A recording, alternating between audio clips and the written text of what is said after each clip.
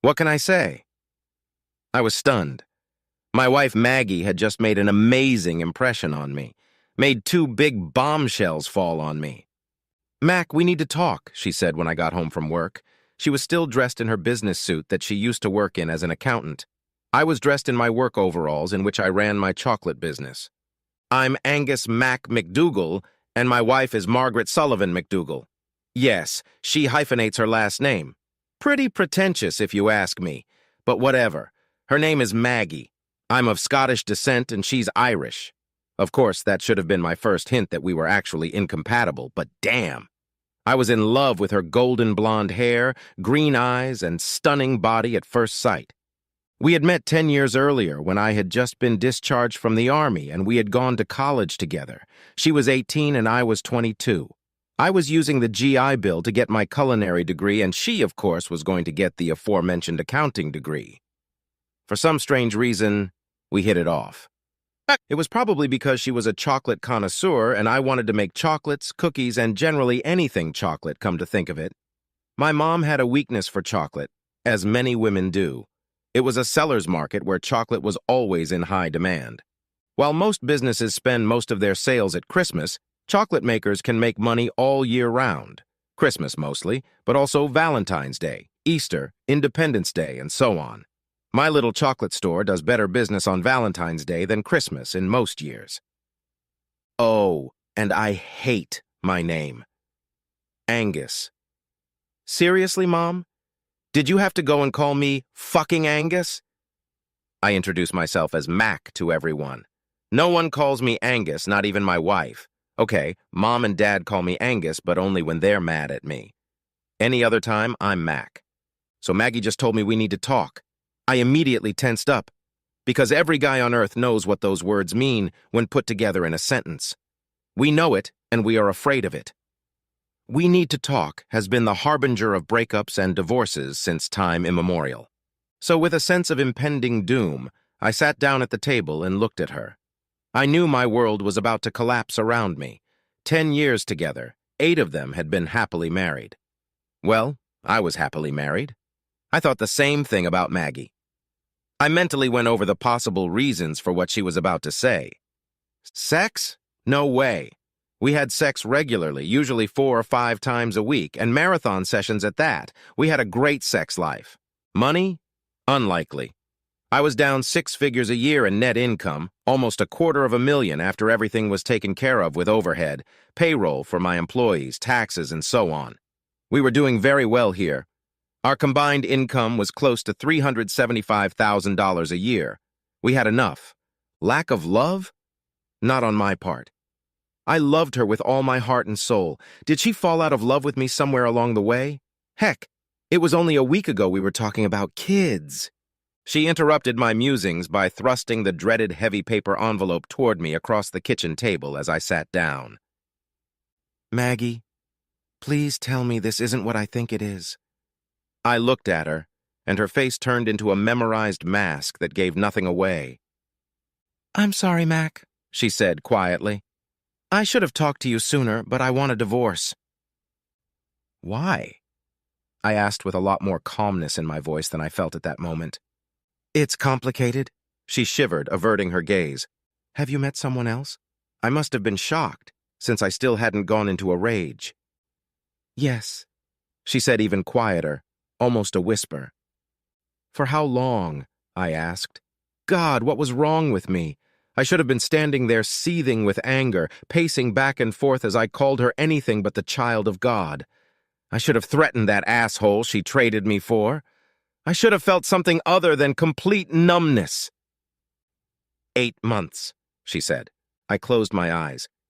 8 months. I repeated.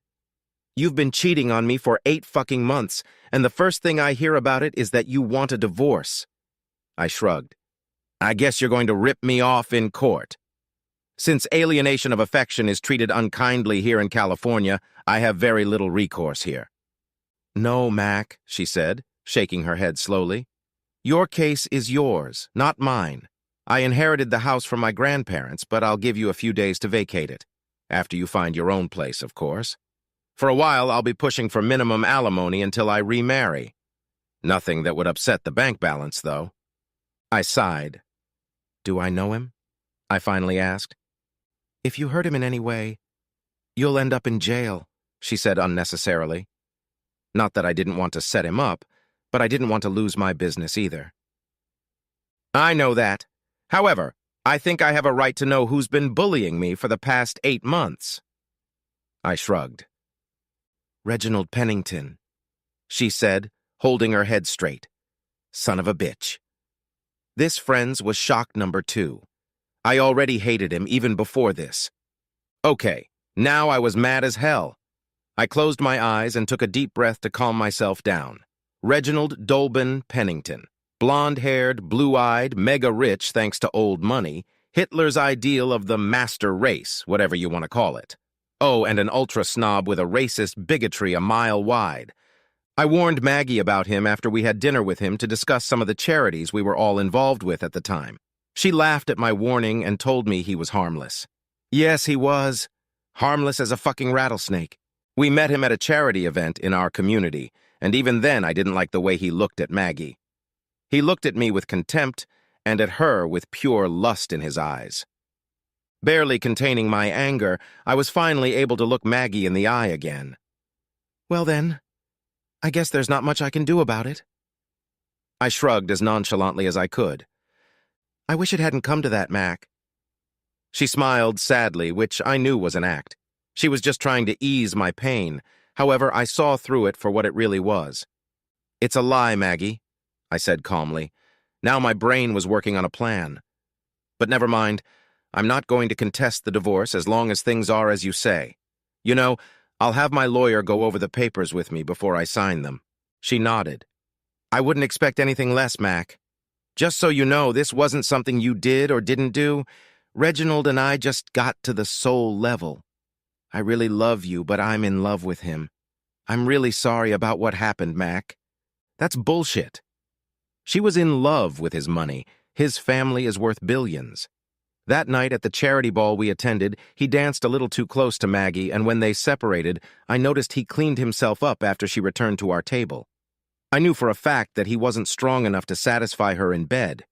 But since I didn't want to rock the boat just yet, I just said, I'm sorry too. Well, after that little conversation, she handed me a heavy paper envelope. You'll be formally served in the morning, Mac. I'll meet you along with my attorney at Tim's office. This is just a preview of what I want from the settlement.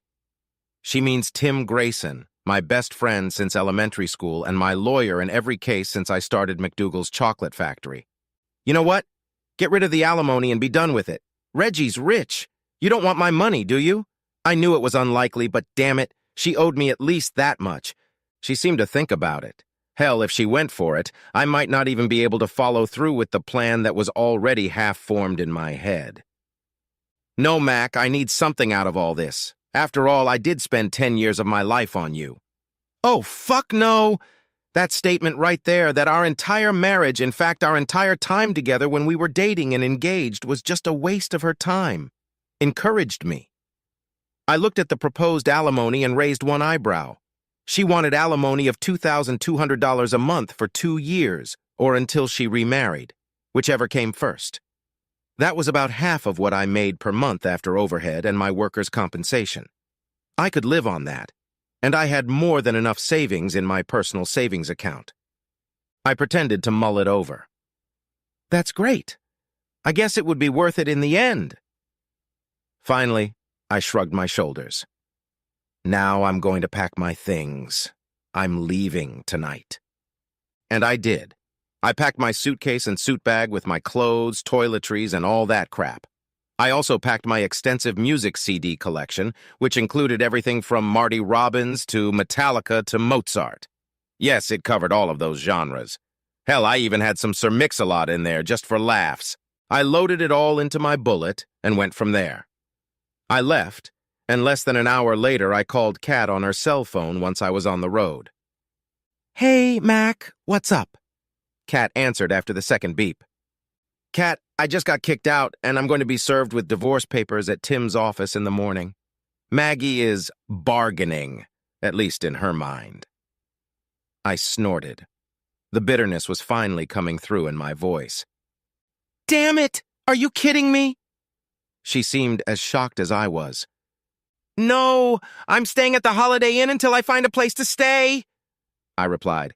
Oh, hell no! Get your ass to me right now, mister. She was going to the ghetto because of me, as she put it.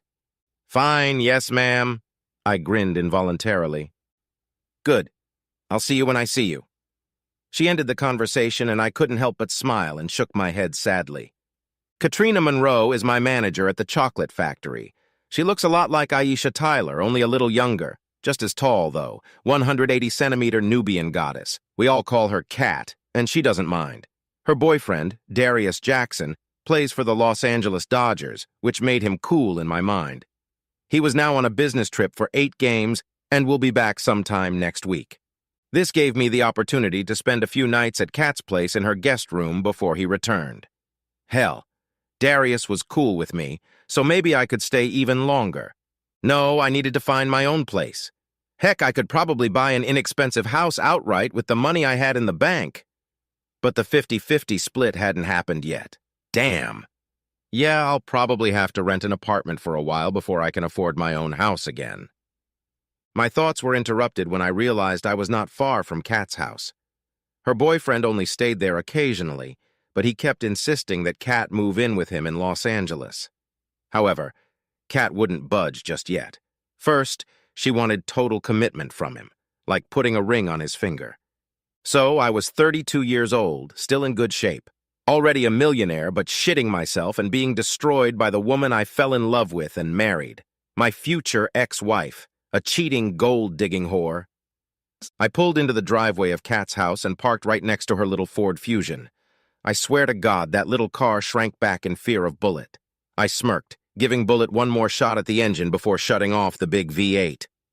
As I opened the trunk and grabbed my suitcase, I saw Kat open the door and step out wearing only Daisy Dukes jeans and a tank top.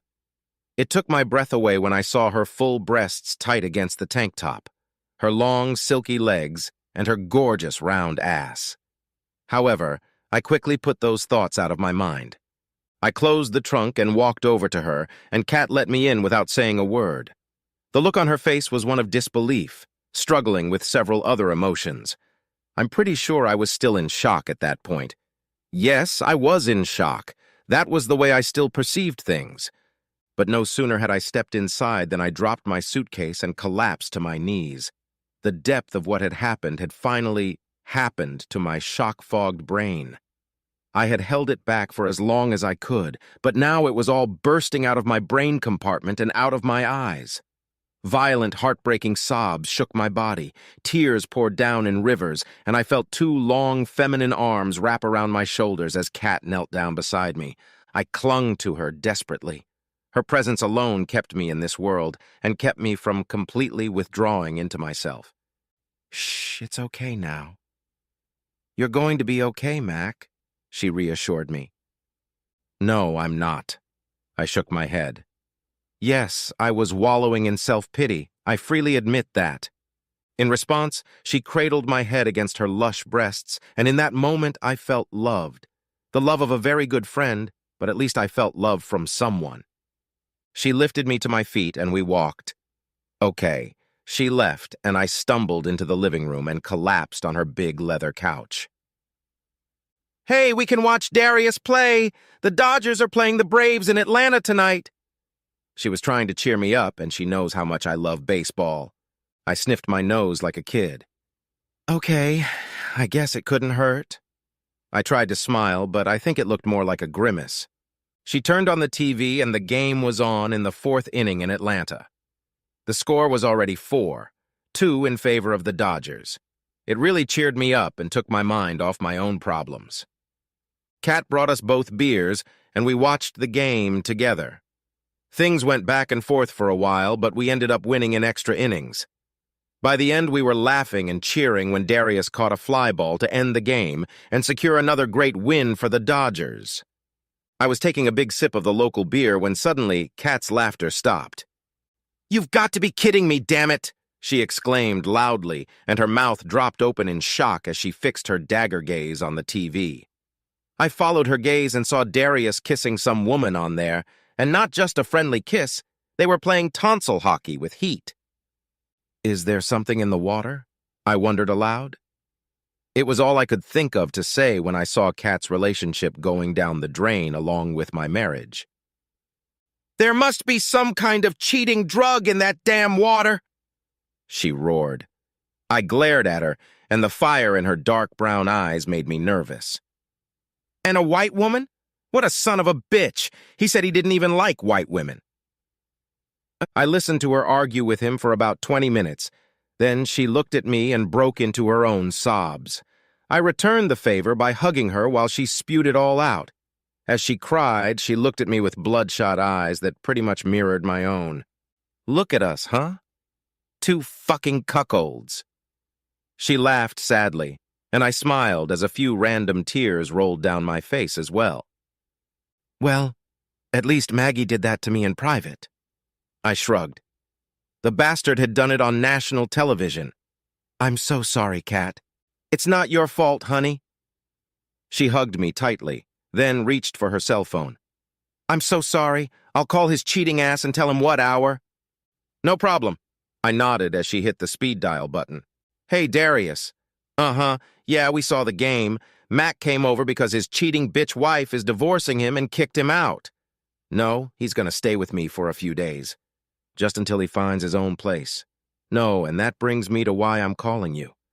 I saw you playing catch-up with that slut. She stopped and listened for a few seconds, rolling her eyes. She silently put her finger to her lips and put me on speaker so I could listen. I nodded understandingly. But baby, I just have. I have needs, you know that. She doesn't mean anything to me. I just need a little snack while I'm on the road. You gotta understand that. Asshole whined and sucked up. As far as I was concerned, dumbass didn't belong on the Dodgers anymore. Well, Darius, we're done now, she said with iron in her voice. I'll have the crap you left here sent back to your house in Los Angeles. I don't want to see you and I don't want to hear from you. You understand me? But baby... He shuddered, and there was desperation in his voice. Nope. You lost the right to call me baby when you sucked up to that whore on national television. I don't play that shit. We're done. C-O-N-E-C. We're done. F-I-N-E-S. Get that in your head right now. Goodbye, Darius. I hope that bitch was worth it. Before he could whine one more time, Kat ended the call and blocked his number. She looked at me and smirked sadly. Well, there you go. Zero tolerance. I nodded. Zero tolerance. I agree, Kat. Cheaters don't deserve a second chance. So what's she doing about the divorce? Don't even tell me she's going to take you to the cleaners. I swear I'm gonna blow that blonde's head off. Kat always turned me on with her euphemisms, and I caught myself smiling at this one. Oddly enough, no.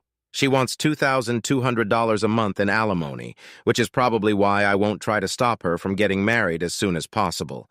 But otherwise, the arrangement she's proposing is very fair. I shrugged my shoulders. I had cried it all out and entered the acceptance phase of grief from the divorce. Okay, acceptance was a long way off. I wanted to make them pay, and now that I was thinking clearly, my plan was starting to take shape in my head. It would depend on a few things, like who catered their wedding, but the more I ran it through my head, the better I felt. So she must be serious about this asshole? Did she tell you who it was? Kat asked. Yes, and you're going to love it. Reginald Pennington IV. I smirked. Kat's eyes widened. Damn, I would never have mistaken Maggie for a gold digger. I wouldn't have mistaken her for one either until now. She'd obviously fooled everyone. I shrugged. Her parents never liked me, so I'm pretty sure they pushed her into it, at least a little. I was never good enough for their little darling. Okay. I have to admit I let my bitterness show for a moment. Well, screw them. Kat shrugged her shoulders. I can see the wheels turning, Mac. What are you planning? Kat could always tell when I was really thinking hard. She'd seen it often enough at work when I had to solve some problem in the store or factory. Revenge of monumental proportions. I smiled serenely as I told her about it. Just trust me on this one. It will make a lasting impression on them for the rest of their lives. Okay, I'm almost afraid to ask. What do you already have? Now Kat was giggling. I laid out my basic plan to her and she burst into heartbreaking laughter. You're just an amazing bastard, she shrieked as tears of laughter streamed down her face. Okay, we need to figure out how to do this shit. So we did. We stayed up drinking beer and thinking about our plan of action for when the wedding would take place. We calculated 3 months from now since I wasn't going to fight the divorce. They would get married 6 months after that. We would be ready, and if I could stay cordial with Maggie and, yes, even Reginald, I could probably get to the wedding without derailing it. By the time I carried my suitcase and bag into the guest room, it was well past midnight. I told Kat I'd be late at the store since I had to meet Tim in the morning to sign the divorce papers, and she understood. She said she would keep things going until I got there, or I could take the day off if I wanted. I slept surprisingly well that night. Maybe it was the beer we drank in moderation, or maybe it was the twisted and devious plan I had devised to make Reginald Penestini and Maggie's wedding a memorable event for them. Either way, I was pleased with what we had figured out. I got up early in the morning with a smile on my face. I heard scrambled eggs and bacon sizzling on the stove, and that aroma woke me up even more. She also had fresh coffee brewing, and that was even better. I couldn't remember the last time Maggie had made me breakfast, but damn it, Kat was cooking and we were just temporary roommates. I showered and dressed in a t-shirt and jeans since I didn't feel like going to the store after seeing Tim. I then joined Kat in the kitchen. Good morning, Kat, I smiled, taking a seat on the bar stool in her kitchen nook. Good morning, sunshine. She gave me a dazzling smile. You look a lot better this morning than when you came here last night. Thanks to you and the beer. I nodded in appreciation, which made me laugh musically. I had to laugh too because Kat's laughter is contagious. Well, here's some eggs and bacon for you, sweetie. Are you coming to work after you see Tim? She put a plate and a mug of coffee in front of me. Thanks, Kat. No, I think I'll take the day off. I don't know how I'll react after meeting with Maggie and her lawyer about signing the divorce. I shrugged my shoulders. But I'll tell you this. I'll take you to lunch later and tell you what happened. Kat nodded. You'd better do that, Mac. Hell, I'm glad I'm not going with you. If I saw that bitch, I'd probably have to beat the shit out of her. That's one of the reasons I love you, sweetheart. I smirked. You're the most loyal person I know. Uh-oh, I love you too, boss. She smiled sweetly as I stood up and gave me a hug. Kat is only a couple of centimeters shorter than me, so her whole body was pressed against mine as we hugged in sympathy. Hey, both of our exes cheated on us. I'm glad you're doing well too, I told her, pulling her tightly against me and then letting her go. At least they didn't cheat on each other. That would be a cliché now. She snorted with laughter and I had to chuckle at that. Totally true. But for both of us to find out on the same day, the biggest one, coincidence. I did my best comic book guy impression of her. Kat and I both love The Simpsons, so she knew right away and clapped me on the shoulder with a giggle. You're right, Mac. That's one heck of a coincidence that makes that cheater drug in the water sound even more plausible. You and your conspiracy theories? I rolled my eyes, bestowing her with a cheerful smile. Hey, the truth is out there. Kat threw me a creepy look. When we finished cleaning up and loaded her dishwasher, she handed me the key to her apartment. This was supposed to go to Darius, but I think you'll need it more than he will. She smiled. Thanks, Kat. I smiled, kissing her cheek again and hugging her tightly. Don't worry, though. I'll find a place of my own in a few days, and I'll be out of your hair. Take your time, Mac, she assured me. Trust me, honey. I'd rather have you around where I can keep an eye on you than have you alone, where God only knows what you'd do on your own. My parents went through a divorce, so I know how my dad took it when my mom left him. I'm not letting you out of my sight. Okay, Mommy. I smirked, and she clapped me on the shoulder with her own cheeky grin. I'd heard about what had happened and how her mom was mentally unstable. She hadn't cheated on Kat's dad, but there had been other issues with her personality and mental health that had led her to drink and eventually divorce him. I didn't know all the details, but it wasn't nearly as disgusting as my own situation. However, her father took it hard. As for some of the details of our relationship, Kat and I had known each other for 20 years. She's 2 years older than me, but sort of looked out for me at school when we were kids. Back then, I was shorter than all the other boys, so I was bullied a lot. Kat was already taller than most boys and girls and was on her way to Amazon status. She stood up for me and no one wanted to test her. But that wasn't the only thing she reacted to. She taught me how to stand up for myself. She taught me how to fight dirty, as my own parents would never have done. She learned early on how to take care of herself.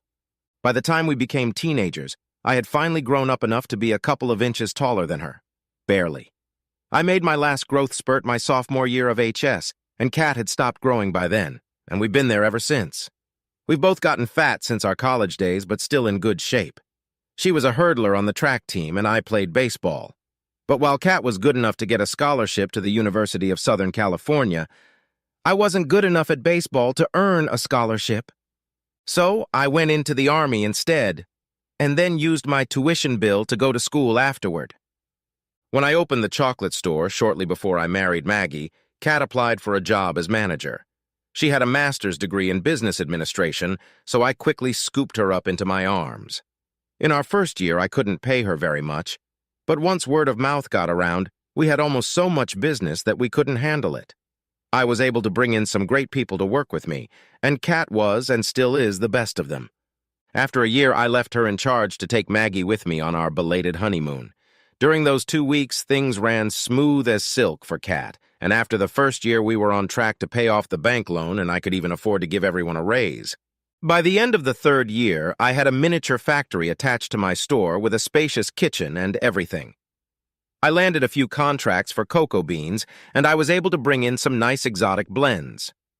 In my 5th year, we sent out special orders for candy all over California, but I steadfastly refused to franchise or anything like that. Nevertheless, we got damn close to being a special order-only operation. I was offered millions for my company, but my staff and I refused to sell.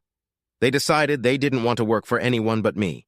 If I had sold the store, all my employees would have quit. That solved everything for me.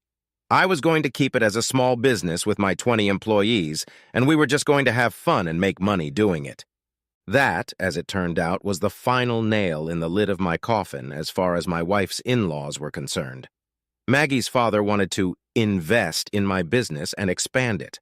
I politely but firmly dismissed him, saying I wanted to keep the business small, with a family atmosphere. He enlightened me well, saying that expansion was the only way to make serious money. I firmly and less politely pointed out that I was already making serious money but didn't want to get greedy like he was. I lazily inquired what they would think about Maggie cheating on me and then divorcing me in favor of Reginald Penis Tiny, and realized that I didn't care, but that they probably approved of it. Old money attracts old money, and the Sullivans, while not as rich as the Penningtons, were still old money. That morning after breakfast, Kat and I left the house. She left for work, and I went to visit Tim in his office. Maggie hadn't shown up yet when I got there, so we talked about this shit until she arrived. When she walked in, Tim visibly tensed up. I realized from his body language that Maggie and her lawyer weren't the only ones present. I stood up, turned around, and sure enough, it was little Dickie Pennington himself. At that moment, I wanted nothing more than to wipe the smug grin off his face. Instead, I ignored his proffered handshake and looked at Maggie. "Well, let's get this over with." I shrugged. Tim discussed the proposed split and everything else. Since my business wasn't funded with her money or her family's money, and since the house was a gift from her parents after her grandparents died, they weren't community property, they were ours. My automobile, of course, was mine. I had been restoring it since middle school. Tim surprised me. "So you are divorcing my client to marry Reginald Pennington IV? Is that correct, Mrs. McDougal?" The question took her by surprise. "Well, she dodged it. Please, a simple yes or no would suffice." Tim wouldn't leave her alone.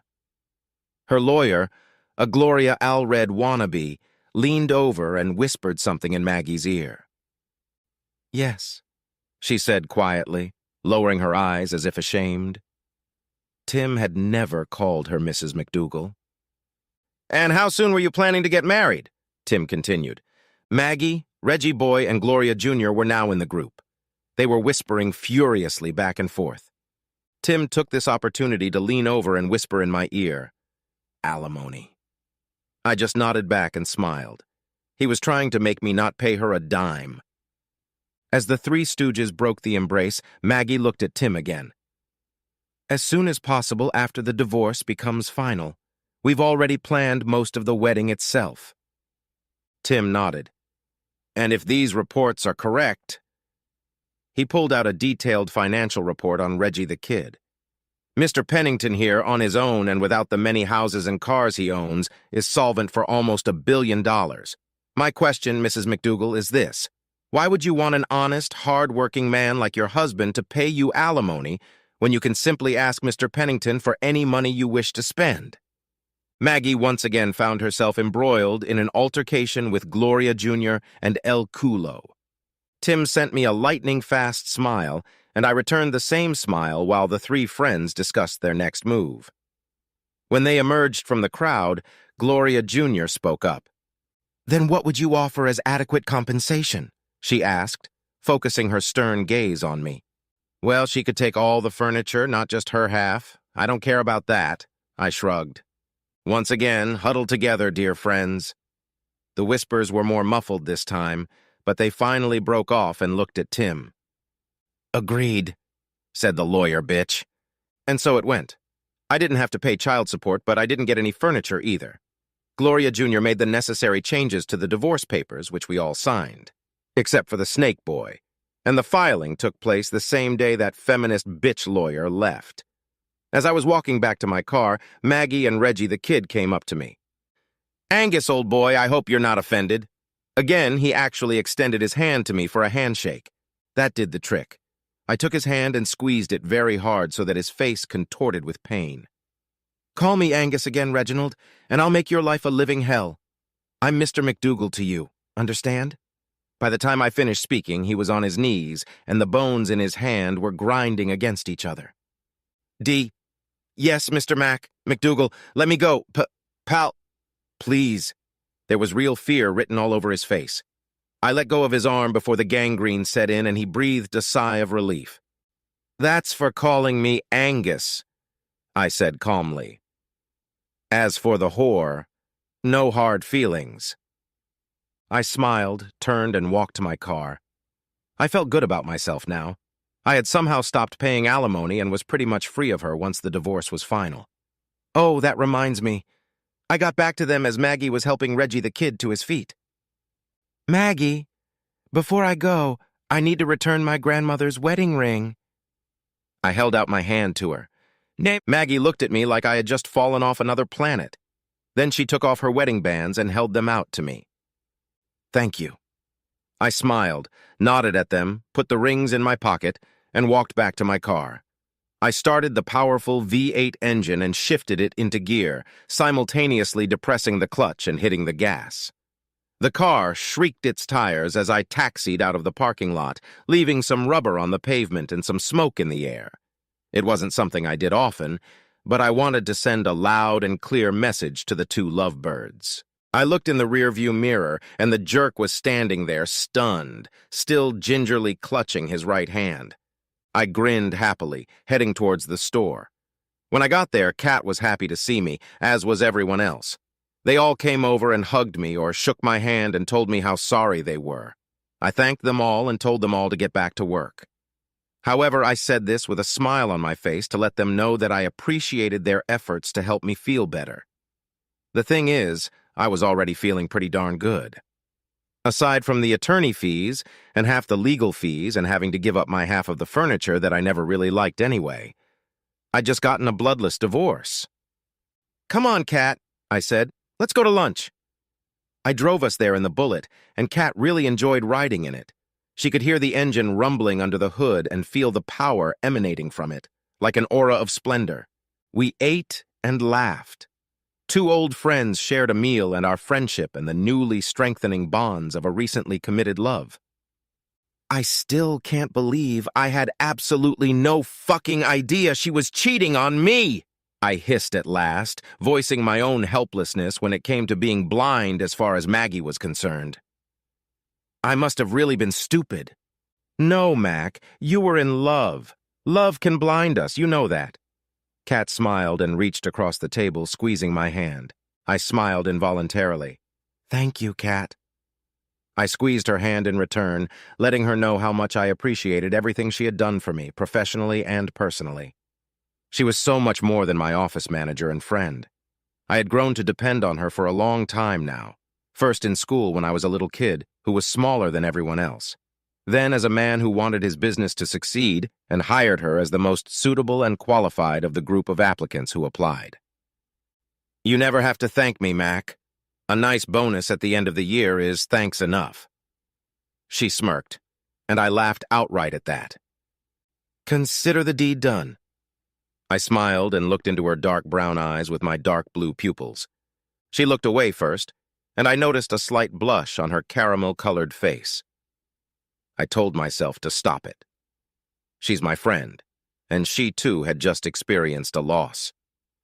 In all the years of our friendship, I had never looked at Kat like that before. Never in my life had I seen her as anything but a friend, albeit a very beautiful friend. Of course, I had noticed the fact that she was a very well-built woman, just like last night at her house when I pulled up and she came outside to meet me. Heck, what pure-blooded American male would not notice a gorgeous Amazon like her? But that was just what we guys do. It was different.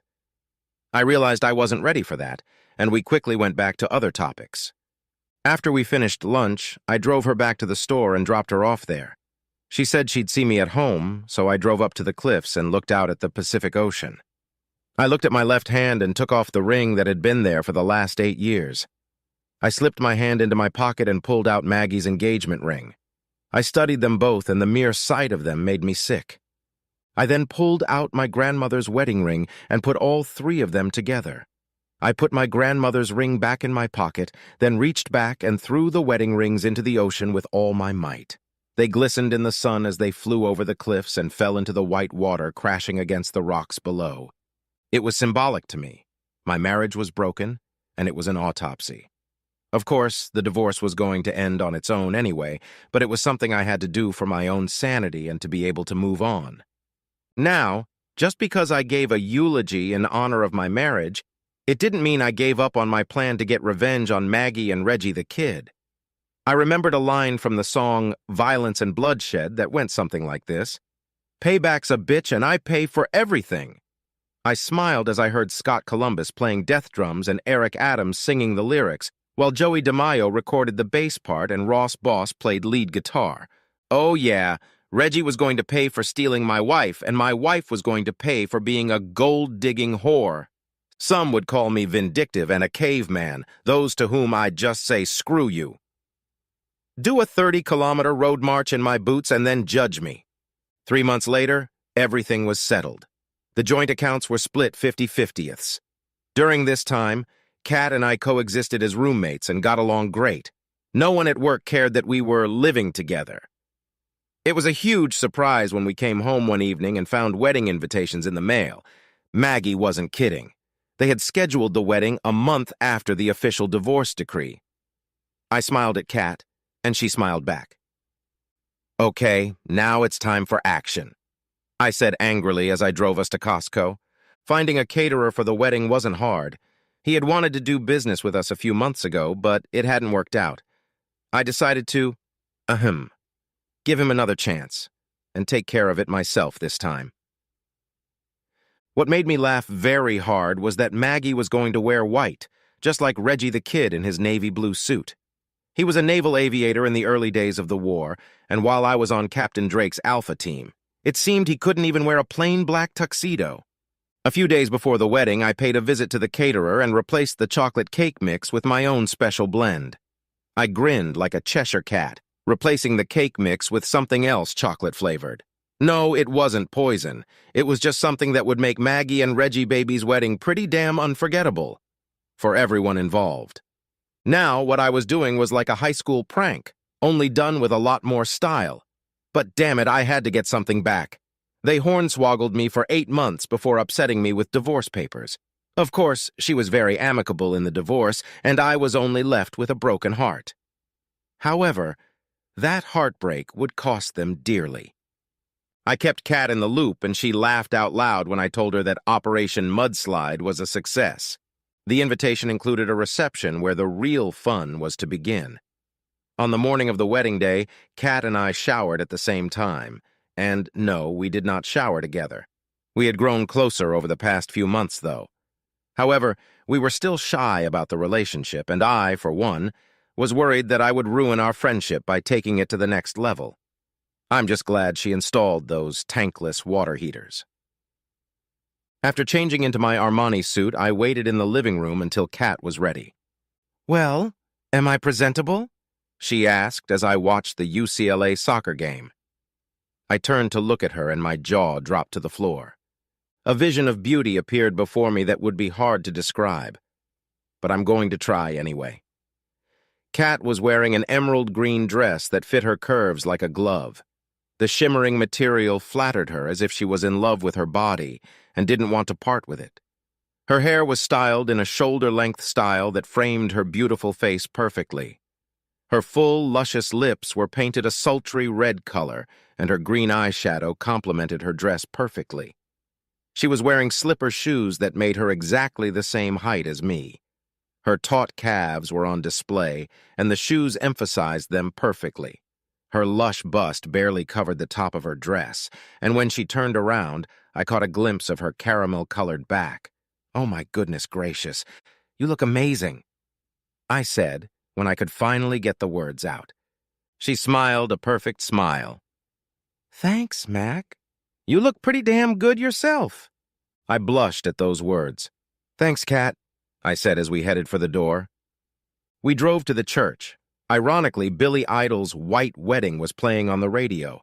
As Bullet pulled into the parking lot, people turned around and stared at the big V8 heralding our arrival. Every guest there except us was high society with old money. Okay, this promised to be even more fun than I expected. We showed our invitations to the bouncer at the door. Okay, bouncer might be too generous a definition. He looked like one of Reggie the Kid's security thugs who used to accompany him to social events. It seems the Penningtons had made a few enemies over the years with their business practices, thus making unnecessary checks. This did not surprise me in the least. Reggie the Kid's family adheres to the kill others before they kill you school of thought. Their version of the golden rule. Or it could be, he who has the gold makes the rules. And the scornful looks Kat and I were getting from the snobby elite made me feel even better about what was to come on this beautiful day. As we took our seats in the pews, I leaned over to Kat and whispered in her ear, "Remember not to eat anything chocolate at the reception." To this she giggled softly and gave me a quick kiss on the cheek. The service was long and boring. A typical Catholic wedding. I had to fight myself a few times to stay awake, but whatever. Reggie admittedly looked amazing in his Navy uniform. Another reason to hate that shit. He'd been a naval officer before retiring to go into business with his family. His Annapolis class ring sparkled as he waited for Maggie to walk down the aisle.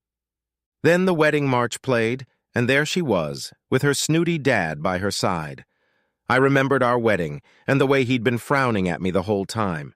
Now, however, he was glowing with pride that his darling little girl was finally marrying a man of his stature. I wanted to punch the asshole in the face, but refrained. Everything would be fully paid for later. And so it came to pass.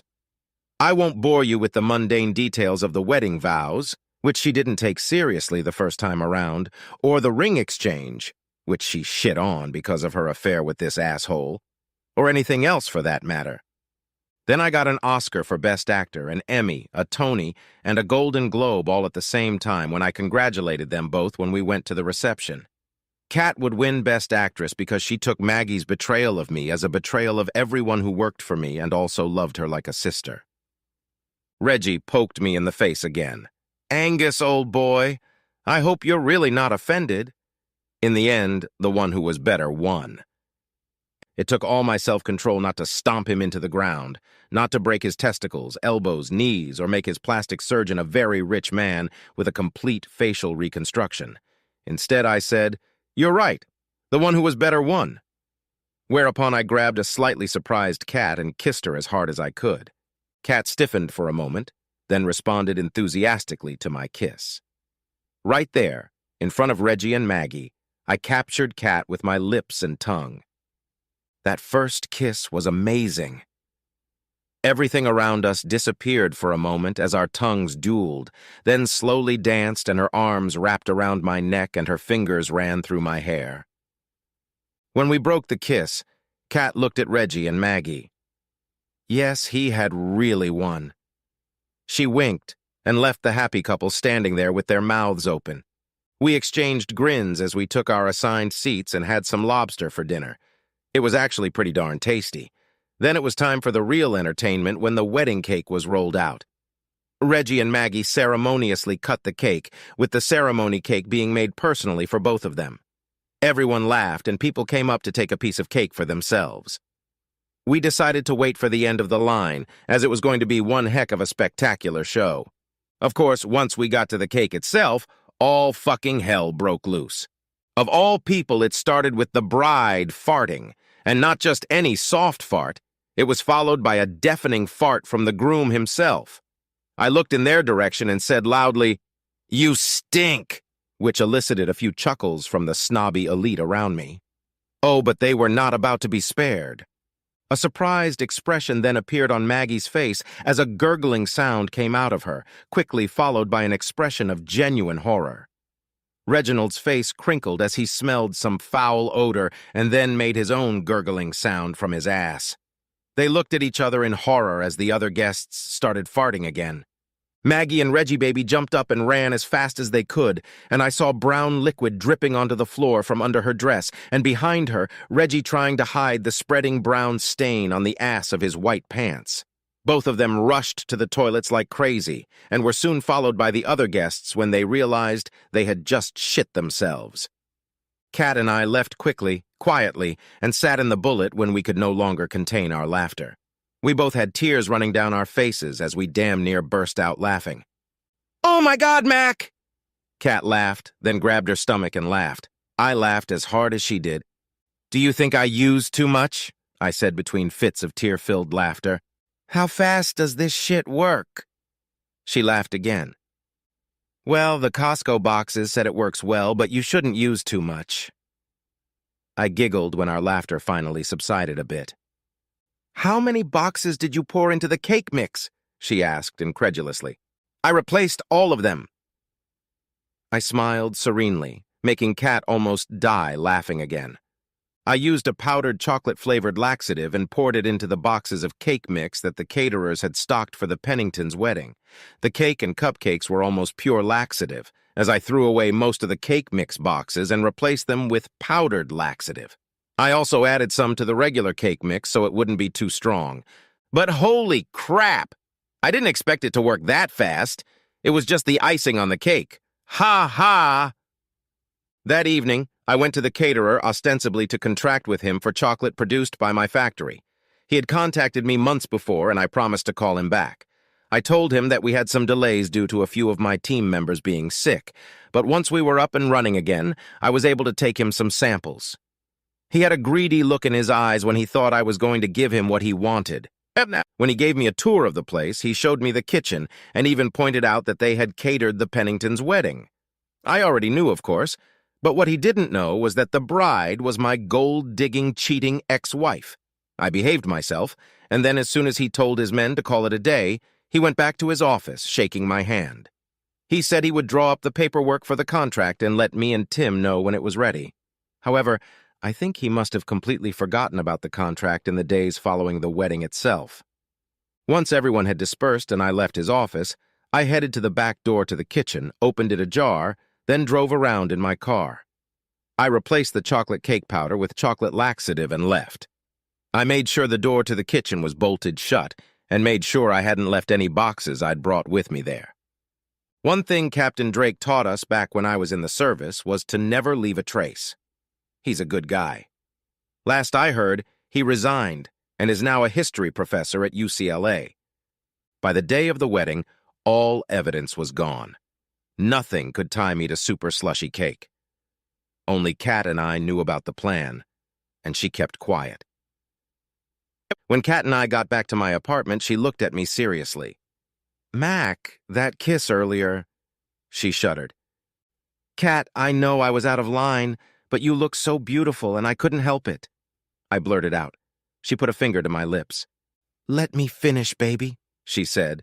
"That kiss from earlier was the best damn kiss I've ever had. You're a good man and a damn good one for a white boy. What I'm trying to say is that I think we'd be good together."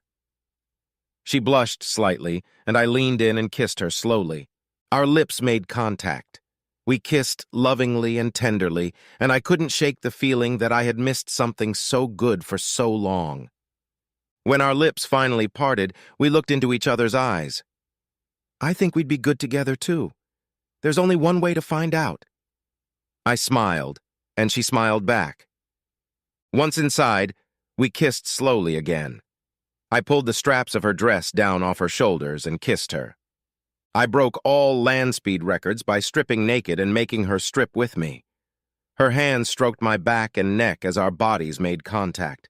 The touch of her skin against mine was electrifying, and I kissed her hard and passionately again, laying her down on the bed.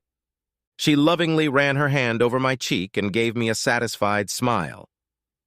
"Wow, Mac, what the hell was that bitch thinking?" "You mean you didn't see the dollar signs in her eyes as she walked down the aisle?" I smirked. "Kat, I'm not as rich as the Penningtons or Reginald baby in particular, but trust me when I say that I will never leave you bored in bed." "Baby."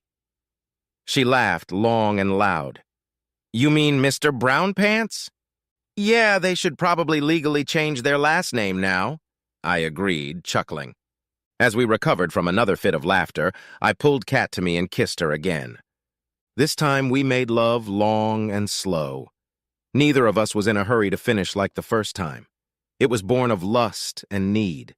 This time was born of love and tenderness. Kat had never been made love to before.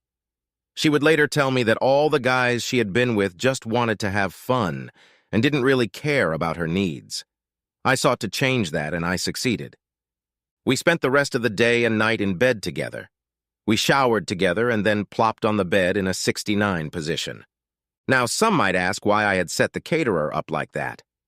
The problem was that Sal, the owner, had been pestering Kat when she first got there to negotiate with him, back when he first expressed interest in doing business with us.